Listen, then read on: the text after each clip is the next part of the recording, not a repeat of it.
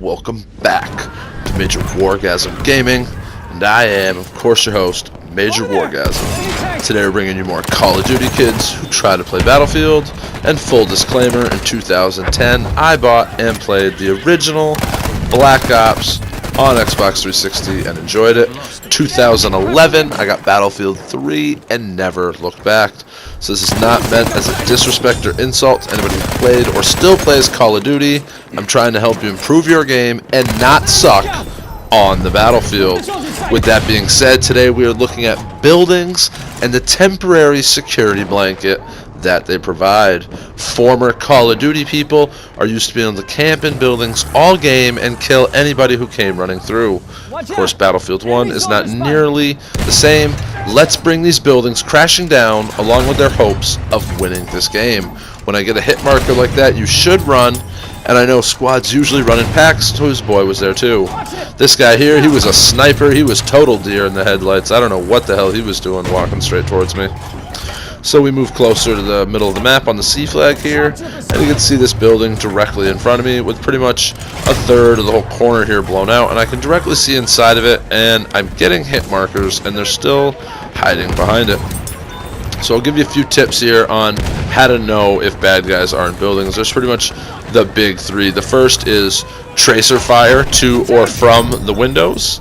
The second is, of course, grenades to or from the windows from your teammates that you can see if they're engaging around a building. Or the third and final one is skulls. If you look at the minimap, there is a lot of skulls. And peekaboo, I found you, because it's not hard to tell. Ready? Here he is right there. Boom, peekaboo, I found you. They're just hiding in the buildings, and they don't understand it's not working. You can see it's 16 minutes into the game. They have the behemoth. The announcer usually gives you a notice saying, we're losing, and that's the game trying to tell you, step it up. Stop doing what you're doing. Change up your tactics. You need to try something else because what you're doing isn't working. You can't just keep doing the same thing you've been doing because that's losing. That's not working. So at this point, I take a 100% pure guess and just say, oh my fucking god, there was somebody in there. And again, that was pure luck. I had no idea that guy was in there. I didn't actually see him. It's just that I'd gotten so used to shooting the walls and getting kills on this team, I knew they'd be hiding pretty much everywhere I hadn't shot yet.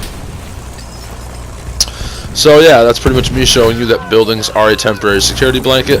There's nothing wrong with moving in them or through them and around them.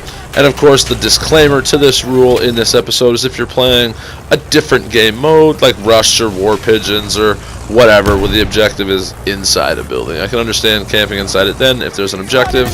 And I included this. I want to tip my hat to these two guys who thought hiding behind a bush or a palm tree would actually work.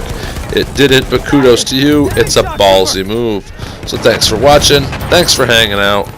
And as always, remember my motto, Mjrwargasem all over my enemies' faces.